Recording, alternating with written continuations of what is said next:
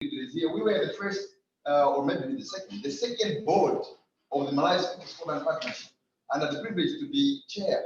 And it's a fact, historical fact, that this second board that was set up was the board that set up the office and operationalizing of Malawian Scottish Partnership. And it's good to see that the MaSP is now a big organization. And I'm happy that the MaSP informally is supporting this big launch.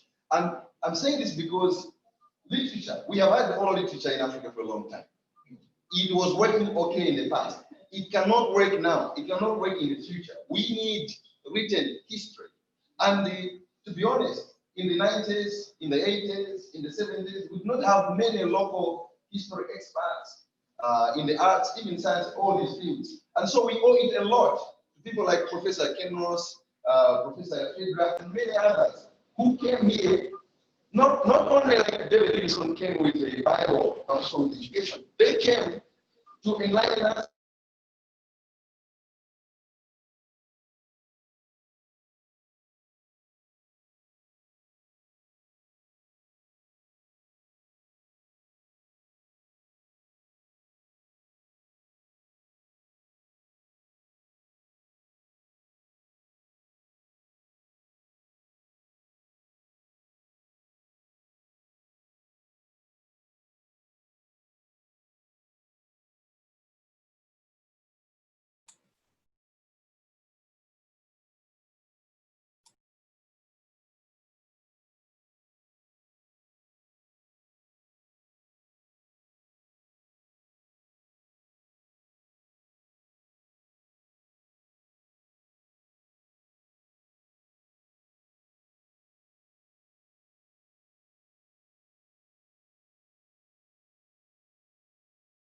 The history of a great man, John McCracken. I've heard a lot about him, and it's good that we're talking about the man, and I think we'll hear more about it. So let's feel happy, let's be excited, and let's bring a big clap of children.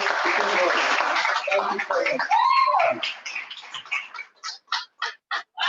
Wow. You see, I said I couldn't do the introduction. So this is really great. I'm really excited, and I'm hoping that it's all exciting. And I'm also sure that you have had a look at the program, and some of you are wondering, is the name there that you saw the program, but it's the face. So I just want to apologize on behalf of Honorable Vera Kamukule, who's our former CEO. She had a last-minute engagement, and could not make it. And that's why we are going to call upon a special person who is actually going to give us an introduction to one of the great people who has actually invited us here. You can see I'm failing to mention his name because I'm not yet worthy of mentioning his name. So, Margaret, please come in front and introduce us to the person who has actually brought us.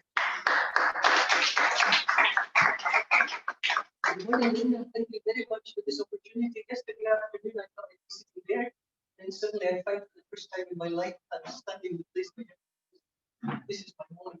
So I'm very almost thinking. This is a great privilege to thank Nancy for the ongoing work that she's been doing to bring all this together, and many other people who have participated. So many people coming together. Something really exciting for Lilongwe. You know, Lilongwe is the dusty city. Not much happens in Lilongwe industry, but then things are changing. And we're so happy to Society of Malawi agreed to have a lunch here. And I just have a look at you before I start. That's why I've got my artifacts with me. Good historians have artifacts. Yeah, this is so a long time ago in Malawi. We're talking about politics and insanity, a little bit of history. There was a Reverend Tom and his wife, Patsy Paul. Tom came as an engineer to Malawi, an engineer missionary to Malawi in the early 1950s. And after his first furlough, he brought back one of those wonderful ladies I've ever known, Mrs. Patsy Coleman, who was a lawyer and his spouse. And they became very was it the African National Congress in those days?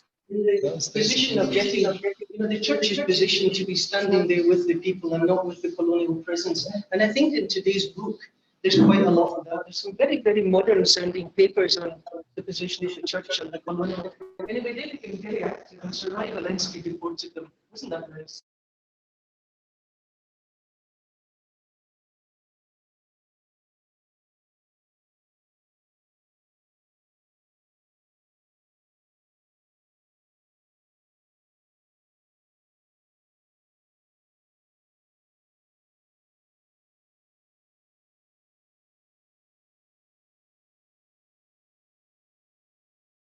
remember from their student days. And then even those might remember with Reverend Terry McMullen, this was the Order of Service for United Congregation. That was by Tom and Patsy. So Tom came back, Tom and Patsy came back from Jamaica, and we should call them back. So they were kind of protected people. And Tom told me, I met Tom in my BSO briefing course before I came to Malawi in 1968, and he'd escorted many people who were being deported to the airport. But he wasn't one of the ones who was deported. Now, at that time, 1964, very exciting time for Malawi, 65. University of Malawi was just starting. And these bright kids no longer had to struggle without getting a university education or watching the boats in Bolero. They had a chance to go to the University of Malawi. And my husband, Dr. Guida, one of the first to go there. So his chaplain was Reverend Tom Colvin. So Tom, you see him as an activist, an engineer, started the Christian, part of the Christian Council of Malawi, the Christian Service Committee, looking at these different centres, weaving so many different things were going on. And also Tom, partly out of his Christian spirit and partly admiring Jesus at the marriage of Cana, started making Rosella wine, Shiriri. So he was making it partly for communion and partly for personal consumption. And I don't know the proportion, but for instance, he might know. You know? Anyway, a young student, we also had an opportunity to help him on that. So that was the very beginning of the Blantyre side of the There was another Bassoon side of the story we can tell another time. And 10 years later, so he just knew he didn't make it. By 1970, we were coming back from Canada from Tim's PhD and my master's. Tom said, stop in Blantyre, stop in London. And he kitted us out with the initial frame you needed, the books, the chemicals, the tops of these to start winemaking. So to made wine as a hobby and also published papers on winemaking right from then. And then 2006 we registered the company and the rest is history. And then in 1970 I married Margaret Gunn, who was a BSO librarian at Linda. So that's a little bit from Scotland. So that's a little bit of politics, Christianity. Sorry for taking that, but just to contextualize how interdependent and complex the history is. I remember Thomas quoting the lady who'd been supposed to lead the Malawi team to the Commonwealth Games in Australia and New Zealand, leading her was being deported just before the Games. So these were tough times. Here we are, praising God and all these very bright people. It's an exciting day today. We have one of the because he's agreed with his presentation is being Professor Ross is wearing two hats at the presentation. So yesterday when I started, I thought I could introduce three professors. Unfortunately, but still we have Professor Ross with the history of Chancellor College, many speaker who has a wonderful history of the Cherry Press. I think that he probably your bookshelves were full of the Cherry Press books, and then went to Zuni. The Zuni Press is very important. And I encourage you all to find that in let's keep adding to this body of knowledge and trying to encourage this generation. The reading is more harmful. So can I hand over the Professor Ross to you to start?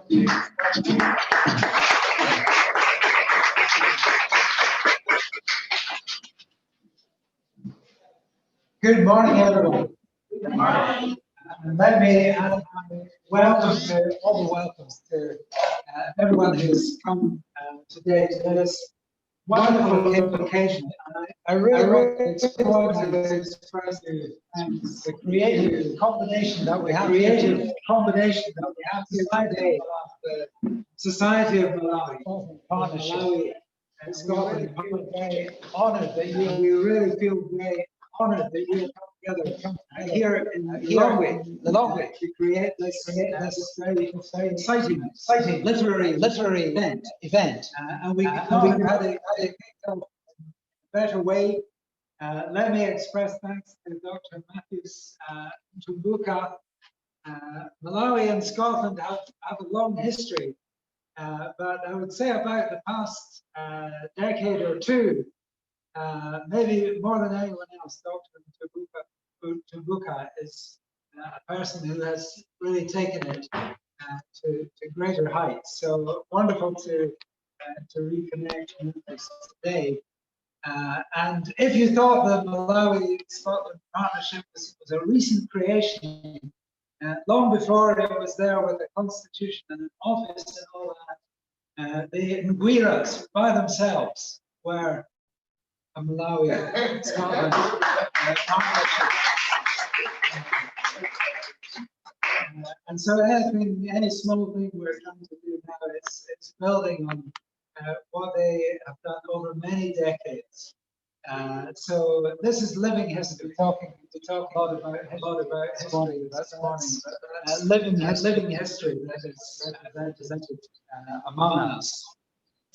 So as Margaret said, our script is just slightly amended to what we had expected, because we expected to have a three-person team from the creation of the book to speak to you. And my task was to speak about the inspiration for the book, because every book has to be inspired somehow.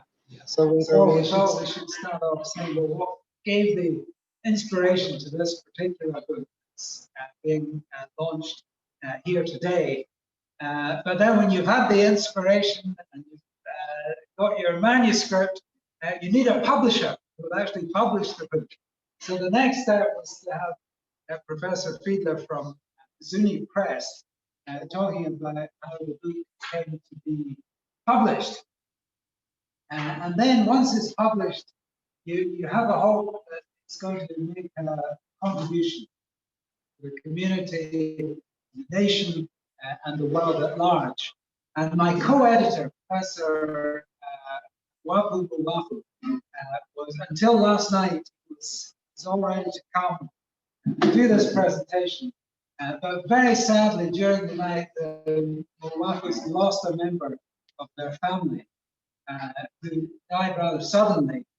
So while we are here, they are in the church in Zomba with family and neighbors, having a service there, and then they'll be preparing to make the long journey to Rumpi for the burial ceremony. However, consolation for us is that Wapu is a very highly organized person. So fortunately, he had prepared a PowerPoint presentation. Alice and me, we're just old-fashioned people. We just stand and talk. But Wapu has a beautiful PowerPoint. So although he's not here, in another way, he will be here in the form of the PowerPoint presentation, which we hope will let us see some of the lines along which we hope the book will be contributing in days to come. So let me come to the inspiration for the book. A book launch, of course, is a happy occasion. After all the hard work, you finally see the result, and it's time to celebrate. But in this particular case, the celebration is also tinged with sadness, because it's a tribute volume. It's a volume in honor of someone who has left us, Professor John McCracken. And so it also represents our loss and sorrow. So it's a little bit of a poignant occasion as we come with these mixed feelings. Now, for those who did not have the opportunity to meet the late John McCracken, let me offer a very brief introduction. John was born in Edinburgh, in Scotland, in 1938, and grew up in the borders town of Kelso. By his own admission, professor as he was a slow starter academically when he was a young boy. But somehow when he was in his last year in secondary school, the study of history caught his imagination. And so when he went to do his undergraduate studies at Cambridge University, it was history that he chose to study. And he arrived there just as there was a big shift in the study of imperial history. so that historians started to look at the experience of those who were on the receiving end of colonial rule, and not only the history of the colonizers. So that was John's formation as a scholar. And then he was so captivated by his historical studies that he wanted to go on to do postgraduate work. And this was when he took the decision that he always said was the most significant decision in his entire academic life, because he decided that he would study the history of the Livingstonia and Blantyre missions in Malawi. Now, not to make the story too long, let me fast forward by a decade and say that when John published his research in the form of his first book, it was described by Adrian Hastings as a model not easily surpassed of mission history, which is also genuinely social history, drawing together a network of very varied themes. Meanwhile, he had undertaken his first teaching appointments, first in Harare and then in Dar es Salaam, before accepting a permanent appointment at the University of Stirling in Scotland, which was to be his academic base for the rest of his life. Malawi, however, was never far from his thoughts. And when the invitation came in 1980 for him to become the professor of history at Chancellor College in Zomba, he could not resist. And for the next 3 years, he was absorbed by the challenge of understanding Malawi's history. And this laid the foundation for the whole of his academic life. Excuse me. Now, though John was in his 80th year when he died in 2017, he'd been so active in his scholarship that his death came as a shock to many of us. Also made us realize how great was the loss to the study of Malawian history. A consensus quickly emerged that there was need to recognize John's contribution. So in April 2018, the Centre for African Studies at Edinburgh University convened a memorial conference to recognize and assess the work of McCracken, and at the same time, another notable historian of Malawi, Jack Thompson, who had also died in 2017. And on that occasion, a number of Malawian scholars were able to travel to Scotland and participate in the conference. But there were many others who could not do so. It was therefore felt that there needed to be some vehicle through which the scholarly community in Malawi could recognize McCracken's contribution. And this was the original inspiration for the book that is being launched today. A start had already been made by some of the papers presented at the Edinburgh conference, but an open call for papers attracted many more proposals. As editors, we had our work cut out to narrow it down to something that could be contained in a reasonable size of book. And over a year or so, we worked with the authors, trying to achieve a balance in terms of recognizing the different themes that have been prominent in McCracken's work. And the result is what is in front of you today. Now, at this point, you might well want to ask, what was so special about John McCracken? Why was it, or why is it that so many scholars felt that they had to mark his passing by creating a book in his honor? So let me suggest three reasons that come to my mind to explain why John McCracken has been such a cherished figure in the scholarly community of Malawi.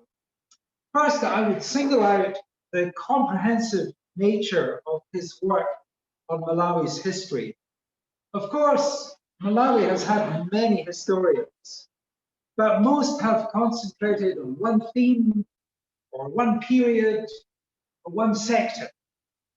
McCracken stands out for his attempt to offer a comprehensive account of Malawi's history as a whole, certainly for the 100-year period from the arrival of David Livingstone to the attainment of independence. This eventually found expression in his big book, The History of Malawi, 1859 to 1966, published in 2012, and recognized not only as the most authoritative account of Malawi's colonial history, but one of the best history books ever to be written about any African country. It's a book that took 50 years to write, beginning with his research on Livingstonian mission in the early 1960s, and continuing with the stream of articles that he wrote over many years on different aspects of Malawi's history. And this leads me to the second feature of McCracken's scholarship, which is its fecundity. What he offered is not just a standalone piece of work, it's a body of work that stimulated many other scholars to embark on their research journeys. His work has a suggestive quality, opening up avenues of inquiry that prove to be revealing and rewarding. The result is that time and again, when you read the work of Malawi historians, you find that their reading of McCracken has been important in the work that they've done. And this is certainly very well illustrated in the book we're launching today, as you find some 20 scholars working on different historical themes, but all of them acknowledging that McCracken's work was extremely important for their own research and writing. And the third feature I would mention is related. And this is that McCracken was not the prima donna kind of scholar who does his own work perhaps brilliantly, but has no time for anyone else. On the contrary, he was a deeply collaborative scholar, always seeking opportunities to work together, learn from one another. He was particularly in his element when working with younger scholars, sharpening their skills, sharing resources with them. So while the book aims to meet rigorous scholarly standards, there's also a very personal dimension to it, as many of the contributors acknowledge the role that John McCracken played in their academic formation. A good example of this is found in the chapter that was written by Professor Kings-Peary, who identifies 4 reasons why he thinks John McCracken should always be remembered by those who cherish Malawi's history. And it is a custom at a book launch that you should always read something from the book itself. So I'd like to read these 4 reasons offered by Professor Kings-Peary for remembering John McCracken. Number 1, in his books, book chapters and journal articles, McCracken left us a massive body of well-researched, packaged material on the history of Malawi for use by present as well as future generations of students and scholars. Second, he was someone who set a good example of collaboration between Western and African academics or scholars. To Malawian scholars like this writer, like Professor Piri, he was a caring and motivating collaborator. Working with him was truly an edifying experience. Number 3, he loved Malawi and her people. To that effect, he seized every opportunity he could get for coming to Malawi for research, a teaching appointment, reconnection with those he had befriended over the years, or for a mere visit. And 4, he was, in a variety of locations, an unfailingly hospitable Malawianist. One thinks of his home at Doon in Scotland, or along Kufa Road in Zomba, Malawi, which was always open for hosting numerous colleagues and friends from Malawi, Britain, and other parts of the world. These words of Professor Piri eloquently express the inspiration for the book that we launched today. And before I hand over to Professor Fiedler to tell us about the publication of the book, allow me to finish this part of our proceedings by reading a message that has been sent to us by John's widow, Juliet. She says this: John would, I know, have been amazed and deeply honored by the publication of this wonderful book, as well as fascinated by its contents and touched by the warmth of the tributes it contains. His heart was in Malawi ever since 1964, when he first visited what was then Nyasaland, to be captivated by a country and its people who were to form the basis of his teaching and research during his whole academic life. Joining in the celebrations in Kamuzu Stadium on Independence Day in 1964, and working that year on his first book on Livingstonia, he vowed to return and was to do so many times over the next 50 years. The most memorable of those visits for the whole family, as well as for John, and the time he looked back upon as the happiest and most satisfying of his career, were the 3 years he spent in the early 1980s as Professor of History at Chancellor College. While he was a familiar figure in the Zomba archives, what John loved best of all was both teaching his students and learning from them. He would have been fascinated by some of the new directions flagged up by contributors to this festival. I am so happy to know that his legacy lives on through those who remember and value his work. So with these words from Juliet, let me leave with you this account of what has been the inspiration for the book, remembering that inspiration is not enough for a book. It also needs publication, and that's what we're going to hear about next.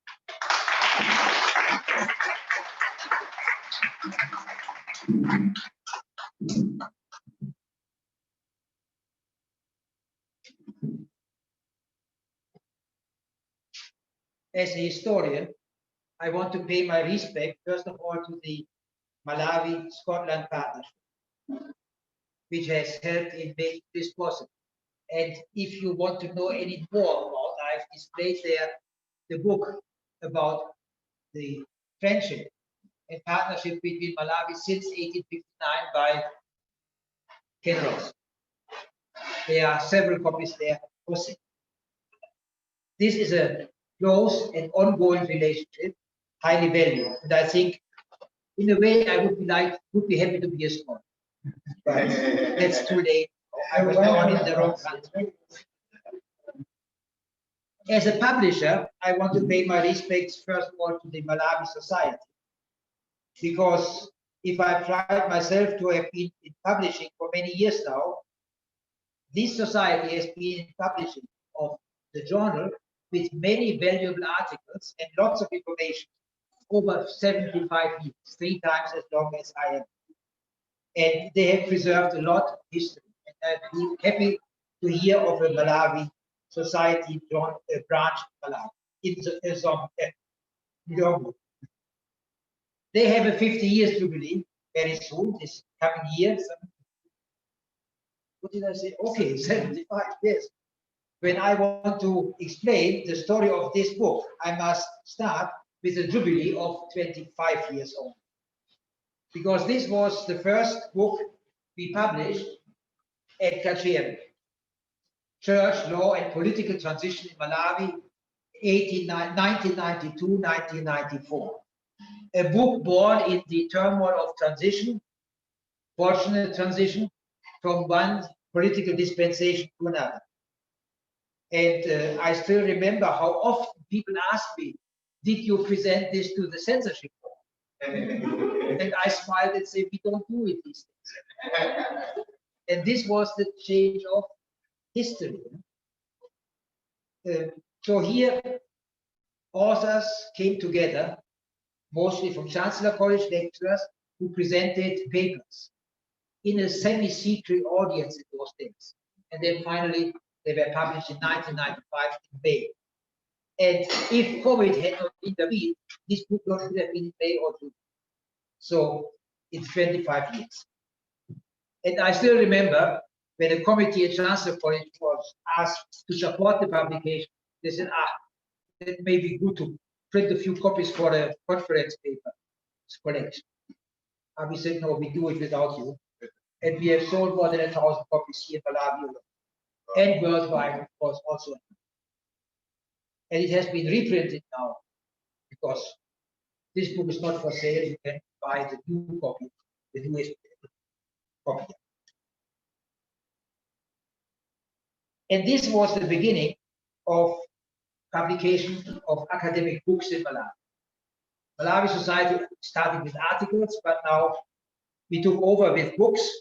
Chancellor College, Department of TRS, Professor Shakanza, Ken Ross, Isabel Pieri, and others. And by now, Kachere series has produced 85 major books, 20 journal issues, and lots of smaller things, which are not counted. And I think this is something to be happy about, because publishing of academic books has found a home in Malawi. People told me, Malawians have no reading culture. I said, I don't care, because there are enough people to buy the books. That's enough for me as a publisher. From there, academic publishing took off. Zuni Press, a kind of daughter of Kachere, has now 50 books. Luviri Press, which will be my retirement publishing, has 41. Livingstonia is presenting the first books there on the table. And Coma University had started publishing one book only, but still. And the Coma Press is also coming up to represent the Anglican contribution. But now let me come to the book itself. While we deal with all aspects of scholarship, I put much emphasis on history, because that's my field, and church history in particular. And this connected me in 2 ways to John McCracken. For my PhD, which I wrote starting with Makerere University and then finishing at Dar es Salaam, my supervisor was Professor Kimambu. And he was the head of department of the department in which John McCracken taught for 3 years. We never met there, but we belonged to the same school, of the famous Dar es Salaam School of History, which emphasized the local African agency. And I was definitely in that line with my own dissertation. I also remember now, on a personal way, the only one visit I made to their home by chance. I was in Scotland hunting for the material for this and permission for this book on the women's side of history. And by some coincidence, I was invited, let's go to the McCrackens in Stirling and have tea there. So I remember Juliet's tea and in my personal recollection. The second way to connect to John McCracken as a publisher was to reprint his book, his PhD, thoroughly revised after some years, Politics and Christianity in Malawi, 1875 to 1940. The impact of the Livingstonian mission in the northern province. And that had been published by Edinburgh University Press before. They gave us permission to reprint, and it has been reprinted twice. So 1,000 copies are somewhere in circulation. And he later told us, not so long before he died, that this reprint was a very major event in his life, academic. Because it's one thing to print a book, but the other thing is to make it available where it counts, namely in the area of study. Yeah? It's not, there's no point in publishing a book in America about Malawi, and then you pay $90 for it to get it to read. So we had the connection through this. And I want to read one passage. I asked him, when we reprint the book, write a thoughtful introduction to the second edition. And it was really thoughtful. And I read a few lines. Above all, I would display much greater sensitivity than is contained in Politics and Christianity to the position of women within the church. Much more work requires to be done on Scottish women teachers, whose role I underestimated, on missionary wives, about whom fascinating fresh evidence has emerged, and above all on Christian women, a silent majority in much of this, silent majority in much of this. And the book, the new evidence he had was this one, not yet published at this time I visited, but the material for it had just come to light. Yeah? And Kacheri is proud to have published it. And as University of Malawi, Chancellor College, and Zuni University, we have taken up this quest, put the women's experience and contribution into the center of research. Yesterday, we collected from the printer a new book, Mission in Progress, the Developing Role of Women in the Church. I'm sure he would be happy to have seen this book. And it is the SDA perspective, their experience over from the very first woman who established the famous school system of SDA and to the day of today. So there's a pile up there as well on the table. And there are quite a number of other books on this theme, which we publish in a way to honor his request. Yeah. We are happy that we can present this book now to the public. A personal note, when I heard about John's impending death, Ken told me he has terminal cancer, it can't last long, a couple of months maybe. I proposed that a book should be honored, should be edited.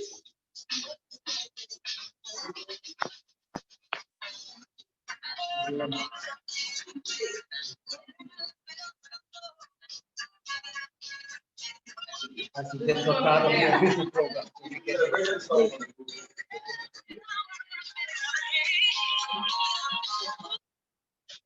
Yeah, that was not part of the official program, but I stated as an interception.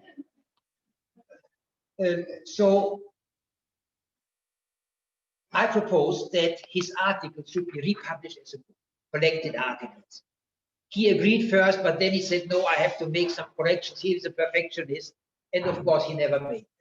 Then the alternative was to write this Festschrift in his honor. And a Festschrift is normally dedicated to someone who has reached a nice number of years, 65, 70, and beyond. But this one is for another birthday, not say 82 or 83, but for the birthday to eternity. And while we know him there, we honor him here with this. And we are happy as Zuni Press that this is on our list for the articles. They were collected, they were peer-reviewed, thoroughly edited, and now they are available to honor a great scholar of one of the great scholars of Malawian history. The book is available locally, see it here, but it's also available internationally on print on demand through African Books Collective. So everywhere in the world you can order it with a click of a button, and also as ebooks. It has reached the Library of Congress by now and has about 20 publishers, 20 libraries in Europe and America. We have received some positive reviews for the work. In the future, well, we now present the local edition. The local people are the crucial recipients. And what you can do is use the book, include it in the curricula if you are in an education of learning, and buy books, because any publisher lives by selling books, otherwise there will be no new ones. So we recommend this to you.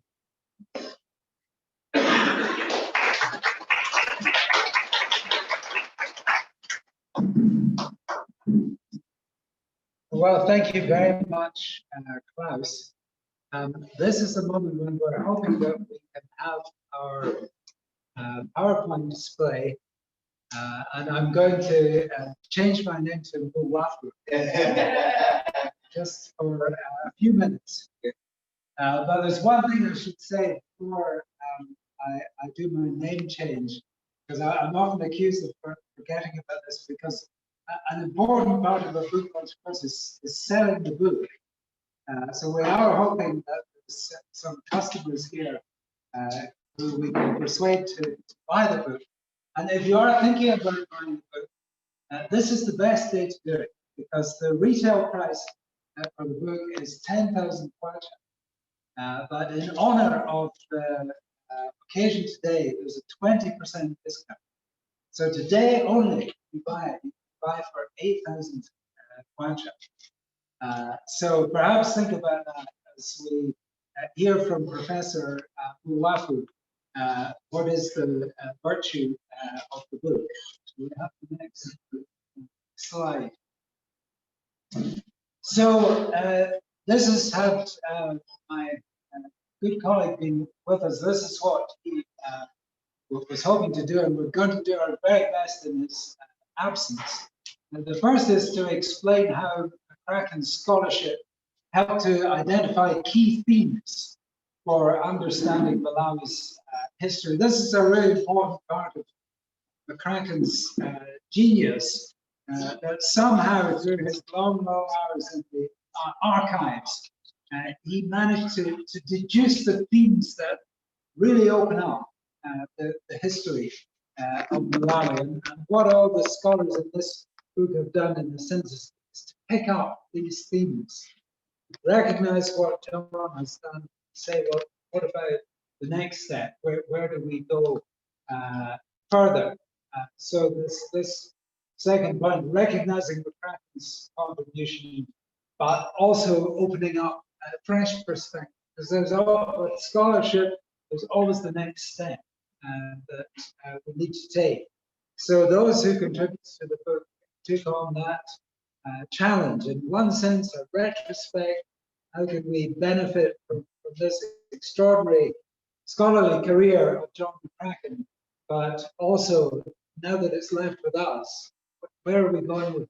What will be the next steps that we take? So we hope that the book is not only a retrospect, but it's a very future-oriented book, suggesting what might be future directions for historical research and writing.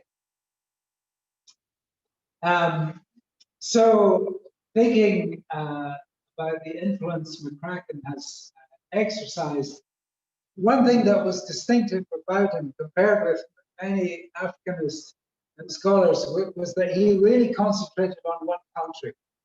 He did know a bit about the region, because he'd worked in Zimbabwe, he worked in Tanzania, so he had a regional perspective, but he just kept coming back to Malawi. And that concentration, many other scholars found it very, very helpful.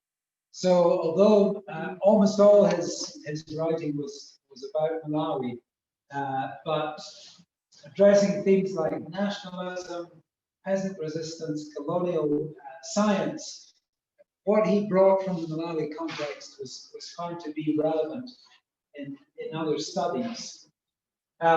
He started with religion and politics, and of course, and these are always prominent themes, but he also widened his interest greatly, looking at social and environmental history, where Professor McCracken himself has done a lot of his work. Urban history.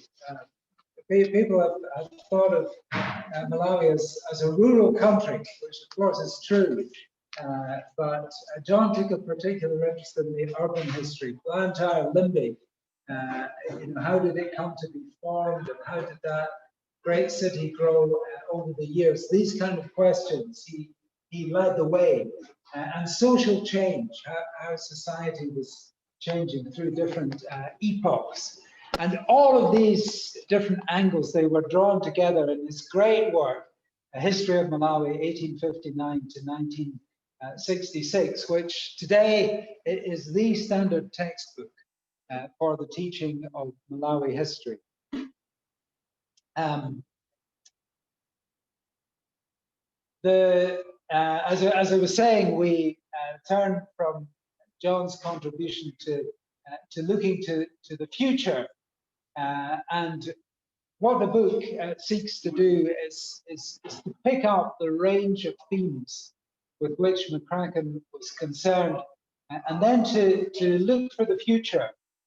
Klaus was talking just a moment ago about women's experiences as something towards the end of his life. John was recognizing, well, if I was starting again, that's something that I would want to work on much more than I did.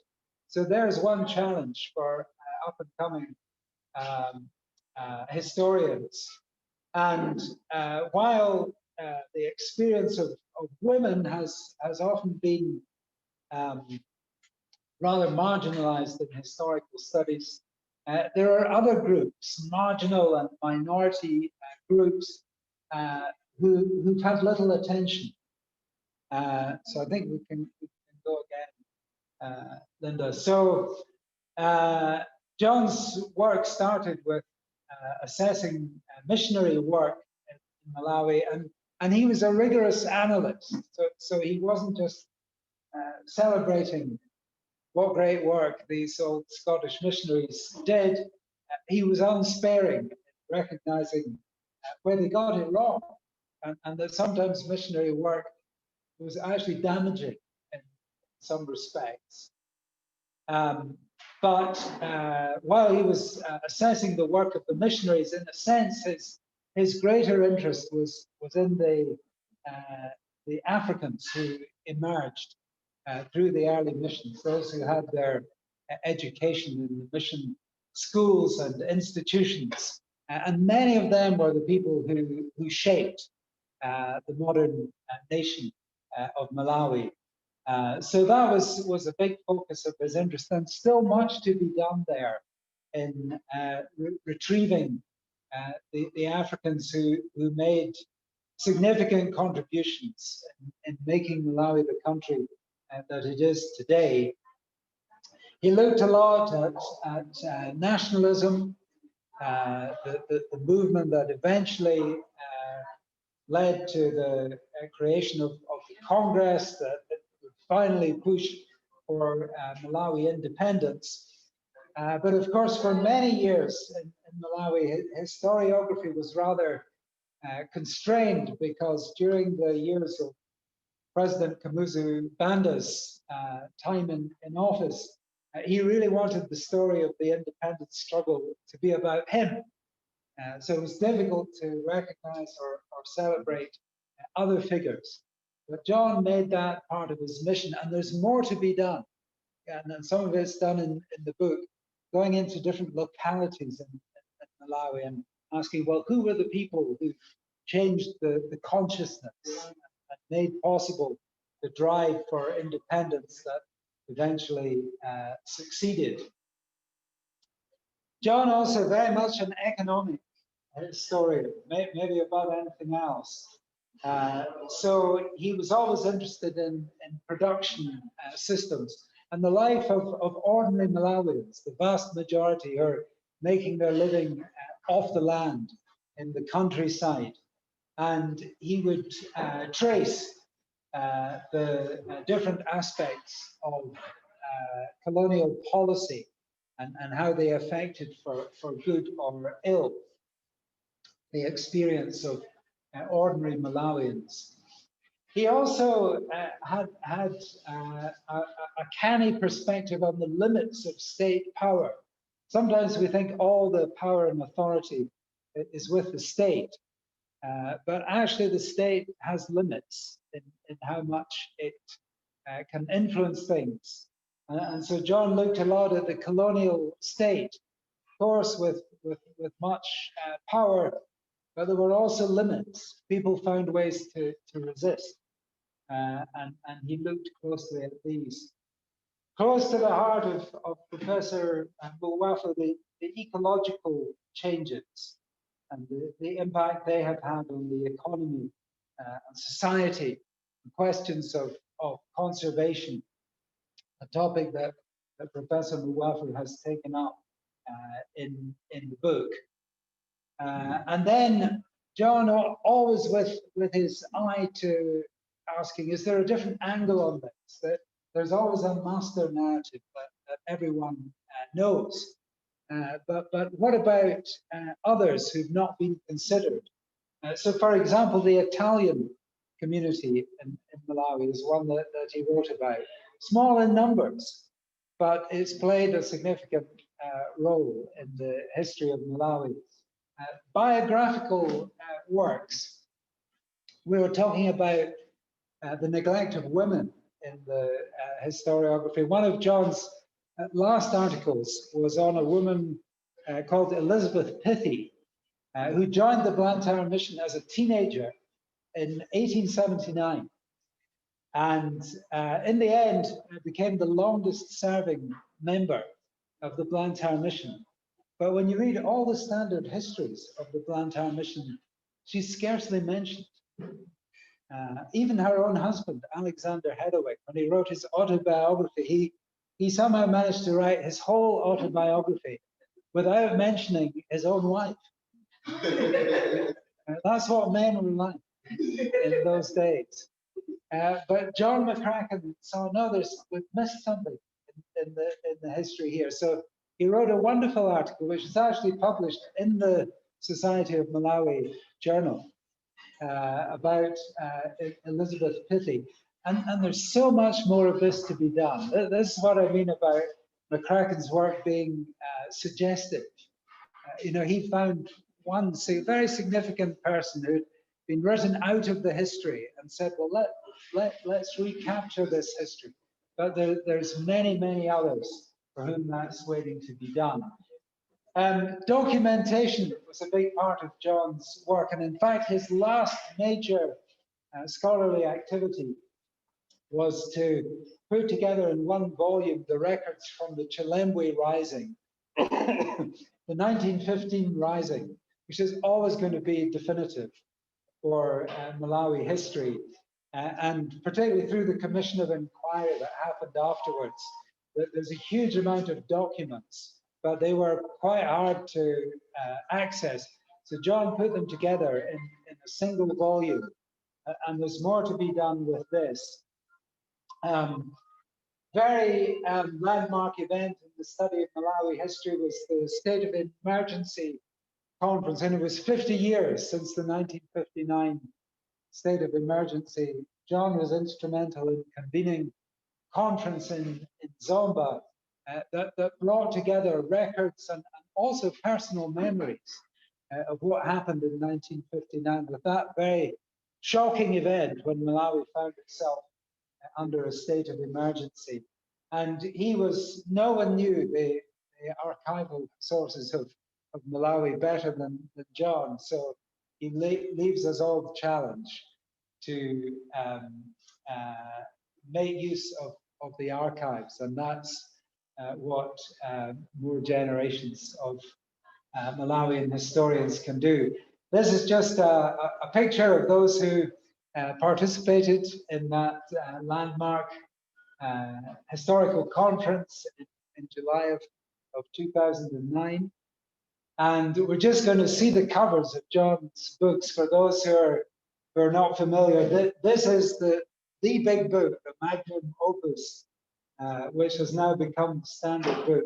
This is the publication that resulted from the conference that we just saw. So very good book and an irreplaceable book, really, if you want to understand the 1959 emergency. And this, the big book that makes available all the key documents from the Chilembwe rising of 1915.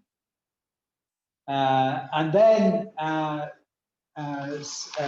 we're so sad that Professor Wapu is not able to be with us, but at least we can see him on the screen. So this is, yeah, let's keep it there. I think we'll make this the last one, so we can just have Professor McCracken. This is an occasion when Professor Wapu was visiting Scotland, and you can't go to Scotland without an outdoor expedition, and even better if you can find yourselves in the mountains and on the shores of a loch. So here they were, the two of them in the year 2010, and in some ways I think a picture of John McCracken with one of the Malawi historians who has taken on his mantle. Perhaps it's a picture that is an emblem of what the book is all about. We've had a lifetime devoted to Malawi's history, which is celebrated in the book, but it's very much with a future perspective, seeking to prompt and encourage and suggest what are the next steps and the future direction for the study of Malawi's history. It's a very rich history, and as Dr. Timbuka was saying, I was away from Malawi for a number of years, and one of the things I noticed coming back is so many people now, with the advent of the internet, they're globally connected. Of course, that's a wonderful thing, that you can be very internationally aware, and you could be a participant in global culture. But if it means that you forget and neglect your own identity and your own history, then you've lost something. Something that could not easily be replaced. So I think this quest, which really, to which John devoted his life, we hope there are others, perhaps some in the room here today, who will take this as a mission to take the knowledge and the celebration and the advance of Malawi's history as something of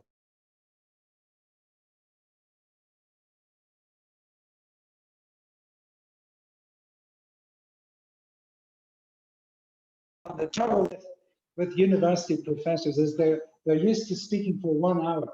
Once you put them on their feet, they just go. But of course, we want also to have an opportunity to hear from everyone who's come. So if anyone would like to bring their comment or a question, I think we open the floor for a time for anyone to be free to offer a word or two. Sure. we have forgotten to introduce the printer of the book. Very good. After talking of the author and the contributors, there's also the printer, the printer who does the real work. Can you please stand up?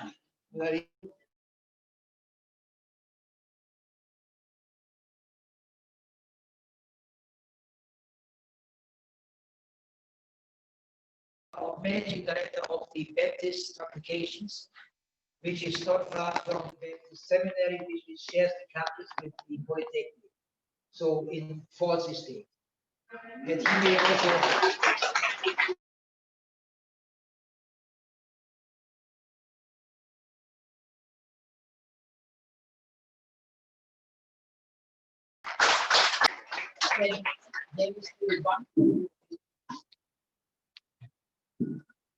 Yes, please. I'll take that. Is this one enough? yes.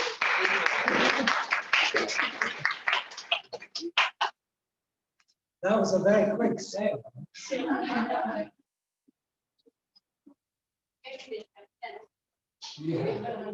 I introduce somebody? Not in print yet, but I'm busy edit reading his book. And if you go outside, it makes a awesome maps. We've done a lot of research on the roots of the Longwe. Most people in the Longwe don't realize that the villages in the Longwe, there were 60 villages before the Longwe became a city. And this gentleman here, may get up then, he's actually Chief Chiweza. He has researched all of these villages and put it into a book form, into Chewa and in English. So the English one is just finished. I'm still busy helping him with editing and correcting. So yes, Gauss, you need to talk to this man, he needs to publish it. But he also needs to talk to you about what he's done in previous.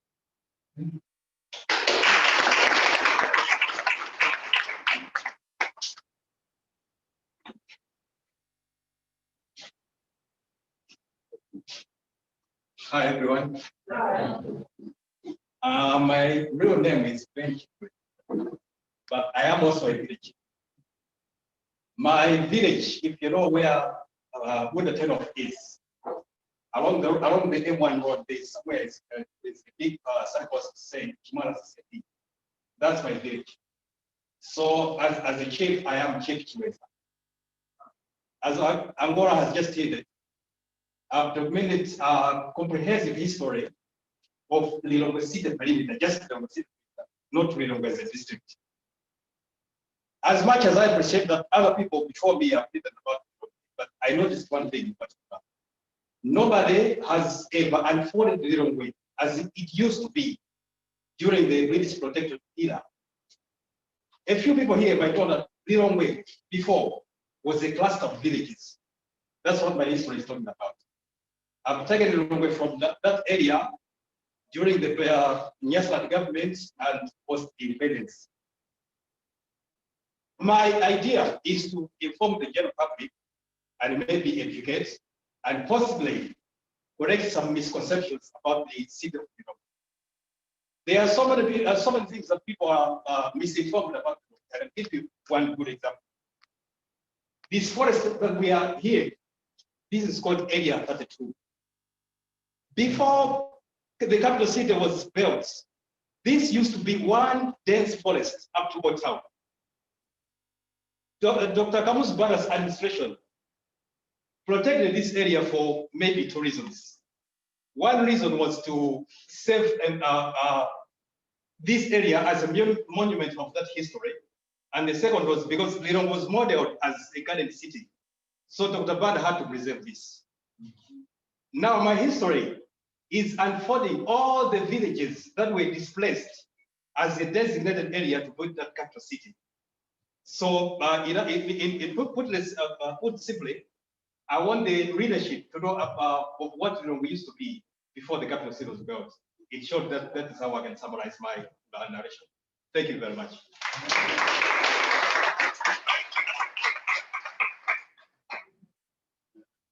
Yes. I have a question, but before I ask, I just wanted to comment, Chief Chiweza. Last week I was at a training at Popola, where the training board members for government social corporations. And there was a question from a member saying, could the government stop appointing chiefs into boards? And the PS from social corporation said, I'm sorry, we will not stop, because gone are the days when you had uneducated chiefs. Nowadays we have educated chiefs. I can see it here. So, but my question to Professor Pedro and Professor Penrose is, you mentioned to us that John McCracken focused on 18-something to 1966, which is roundabout soon after the independence, during the cabinet crisis. Did it have anything to do with the censorship board or Kamuzu's character? Why did he not delve into post-independence era? Is there any reason or hypothesis for that? Thank you.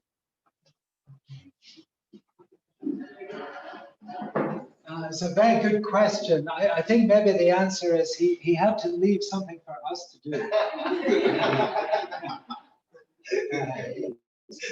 So he did make his focus on the colonial history. Of course, he was interested in the more modern period, and especially how some of the themes from colonial history they've also run right into the modern period. So he did have some of his articles that dealt with more recent history. But I think you've already put your finger on something where there's much work to be done, because of course the one-party period was quite a restrictive period in terms of how much you could do on historical investigation. But here we are now, we're almost 30 years beyond the one-party period. So taking account of that period and also the more recent developments, I think there's a huge field there to open up. I may just have an anecdote that can explain some of the reasons why Professor McCracken may not have dealt with that area. I have a former colleague who was also a professor of history in the UK, and he had a young student who came to him and said that she wanted to study the history of Cambridge in the, when would it be? In the mid-70s to late 70s. And he refused to supervise the project. And his reason was he was there during the late 70s, and he didn't consider himself to be history. So I think it's a generational thing. Maybe as Ken said, it's for the people coming after to study that, who see it as history rather than as being social commentary.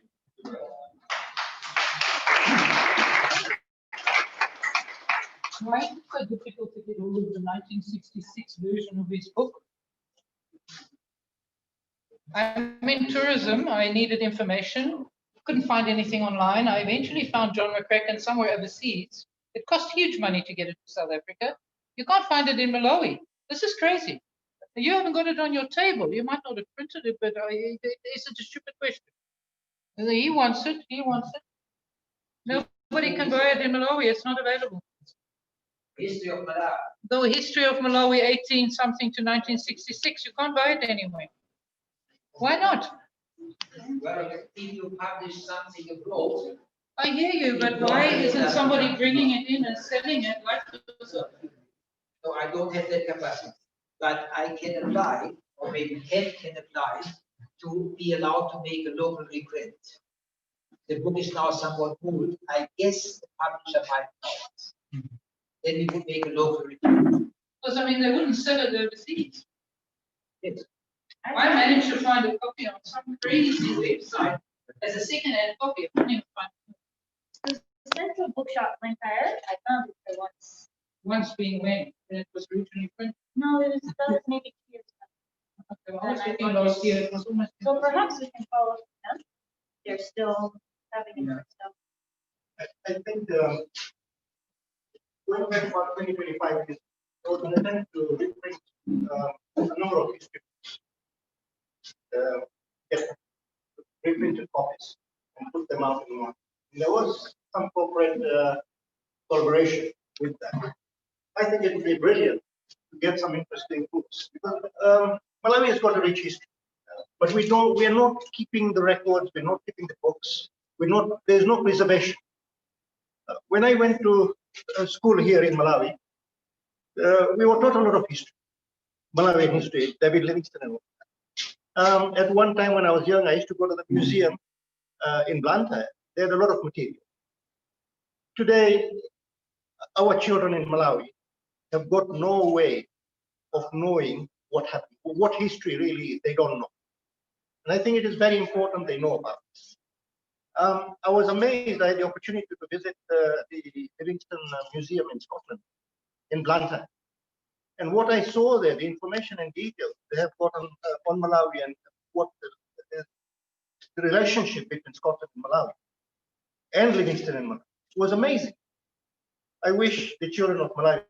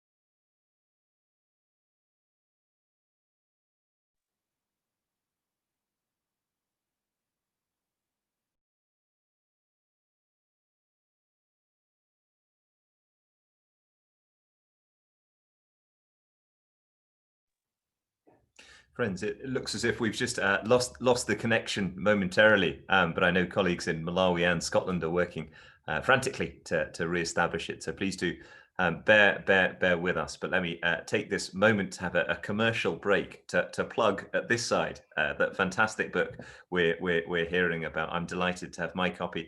As you've heard, it's easy to buy yours, and really encourage you to do so. But please do bear with us, and I'm sure we'll re-establish the connection very soon.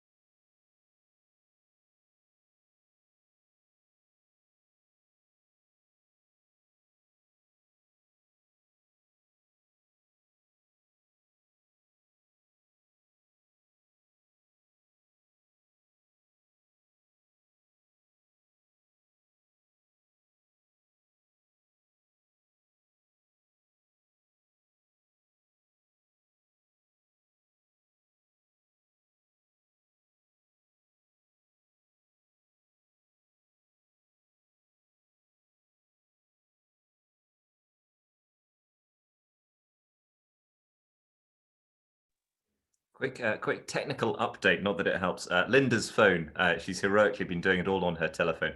Apparently it's overheated. That's the caliber of discussion, that it's that it's overheated her telephone. But the good news is Mapazzo is coming to the rescue. Here he is, and I'm sure we'll join the meeting imminently.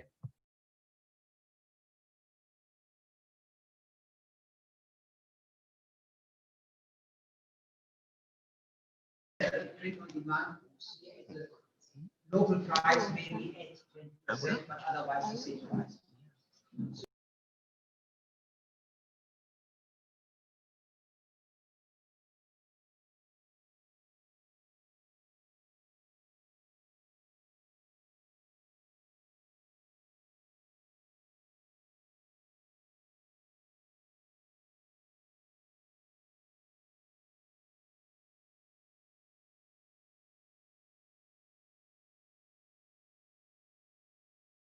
Is like and enjoy one another's company.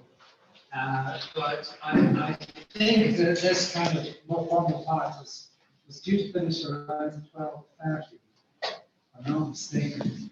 So maybe I can just give a minute or two in case there's any last comments or last questions that anyone wanted to bring up. Yes, Robert, of course. Maybe Kenny, you have a favourite anecdote about John McCracken. Sorry to put you on the spot. Yeah. Well, give me a moment to remember it. Any other points? Yes. I don't know if people consider making certification in the local language, with the teacher, just to calculate the local masses. I'm more interested in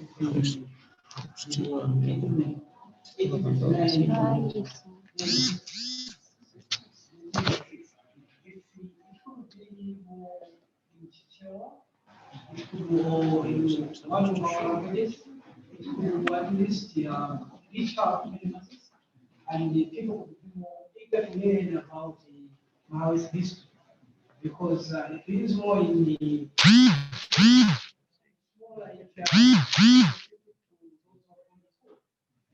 so it will be more a consideration to put that in the television. That would be great. It is very clear that Zuri Press and others publish in any language. Zuri Press has published books in Chitumbuka, Tonga, Dutch, and German, and we are quite willing for other languages as well.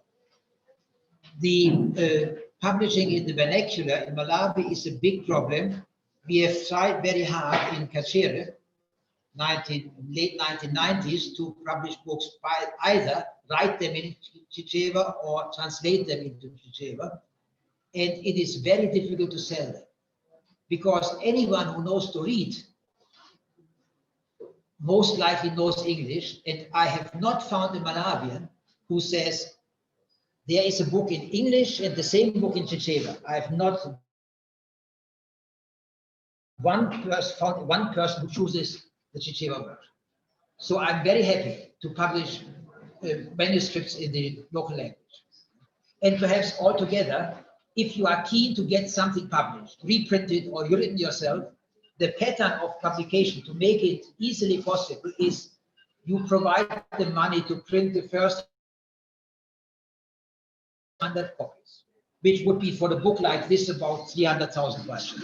And in return, you get 70 copies to sell. So if you have sold 50, you have made your money back. Yeah? So this is a pattern. If you feel this book needs to be reprinted, this book needs to be published, well, this is the way to encourage, because Zuni Press has many qualities, but no capital. So if you are interested in the book, the capital for it as a loan, so to say, can promote it. So the same would be applied for vernacular texts. If you are able to print them, to pay for them, that's fine. There's also the option for vernacular for ABC only, F in Books Collective only, as print on demand and ebooks. and then we could carry a few copies to Malawi. That's the second best solution for vernacular texts.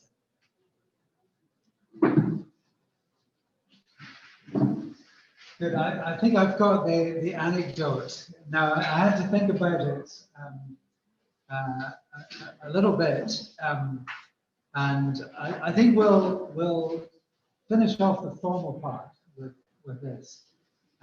But there's no limit, as I said, there's plenty of time to hang around and chat, buy the book, talk about the book. I think Nancy's going to make some announcements before we finish.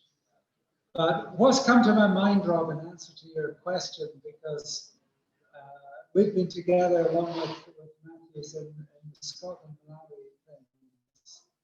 And we've had some great speeches at Scotland, Malawi occasions. But one of them I remember was John on his feet at the 2011 AGM of the Scotland, Malawi partnership. And one of the things that comes through in his scholarship is that he became really passionate about the situation of the ordinary Malawian.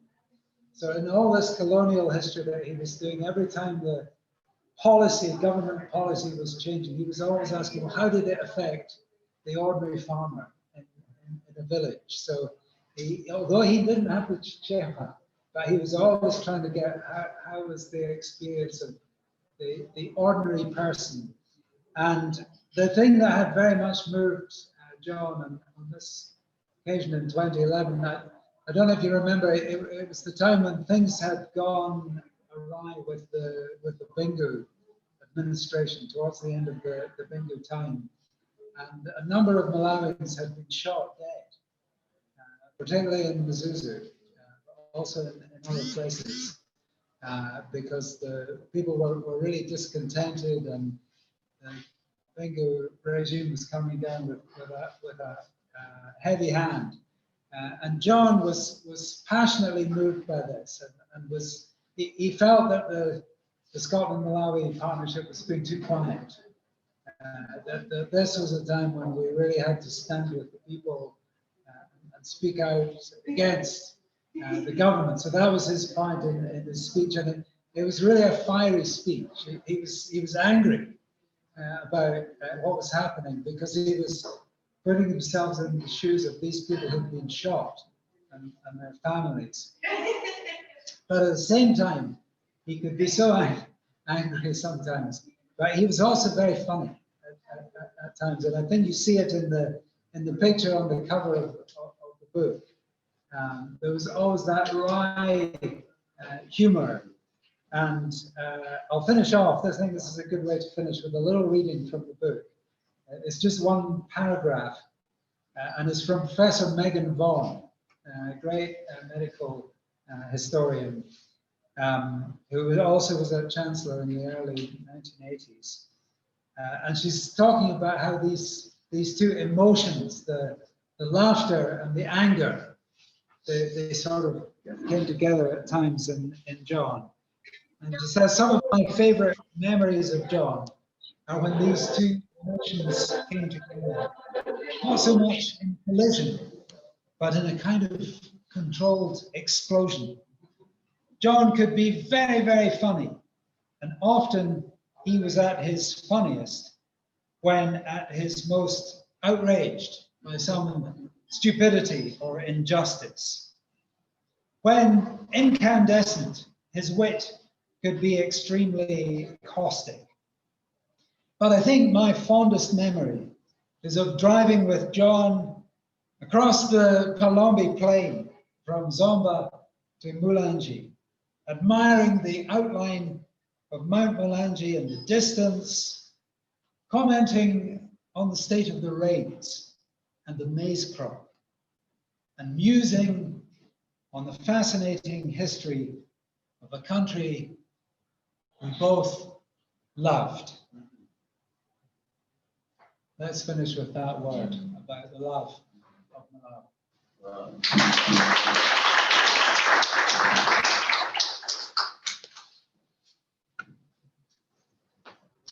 All right, thank you all for coming. I'm Nancy Repke. I helped facilitate this the Society of Malawi in Blantyre asked us to gather like this to help them also do the book launch outside of Blantyre and Zomba. So we're happy to be part of this as well, long way.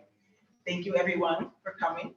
Also, if you enjoy this type of activity and want to learn more in the coming year, please, when you see this poster around Woodlands, there's a WhatsApp number. And how many of you use WhatsApp every day? Well, some of you here know that we have a group that's really coming together and gelling to make a Society of Malawi the Longway branch. And this will be happening in the coming months, and you get to see more of what we're doing. If you even go on it today, we even have a informal gathering next week where we're going to do a walk, and we can update you. If you go to the WhatsApp that you see on this poster around the Woodlands, you'll be able to join us, okay? Also, I just wanted to tell everybody, thank you for coming, the organizers. We have the Malawi-Scotland Partnership and Hi Scotland-Malawi Partnership in the remote. Also, we hope to promote whatever's been going on online in some kind of form that if you're also in this WhatsApp group, you're going to get a chance to receive, and then you can promote it to other people in your life. And you know, it's really great to meet you finally. It was so interesting doing this event because there were so many people that didn't know each other that made this happen. So I'm glad today, if you don't know somebody, just say hi. It's almost like I'm just meeting everybody for the first time too. So it's just great to be able to have that happen. Okay, also, who else can we thank? Well, we're at Woodlands, and we're honored that we were able to have this venue. Please support the venue by staying, enjoying your time together, order a lunch, or come back next week. If you're in a long way, obviously you're here. Keep coming back. There's great stuff going on. You know that Woodlands usually has a farmer's market at the end of the month. If you don't, please come in January, at last Saturday of the month. We also have a mini farmer's market. We have the Streetwise project that's selling their beaded wire decorations. You can find them out there. There's also another Malawi Soldiers book that is available out there. And we also had museums and monuments have a display, and Angora is also very instrumental with that, and she's with our group.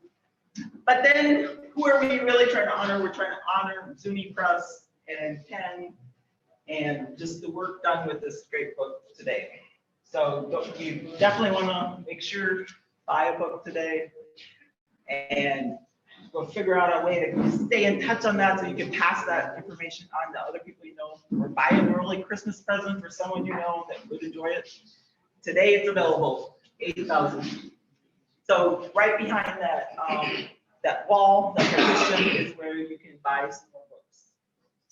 Electronic payments are also there. Okay, that's great to know. Electronic payment is available too.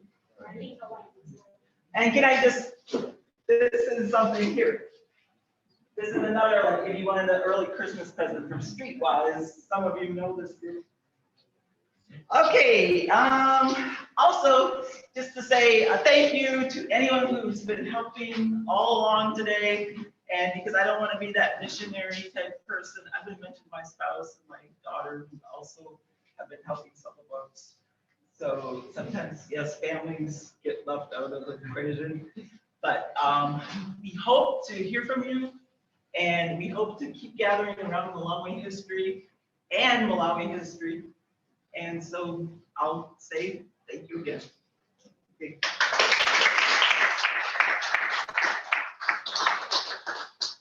Now we may start the end of our occasion.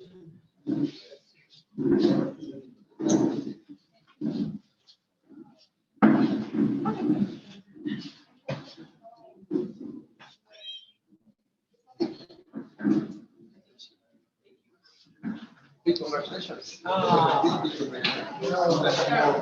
Yeah.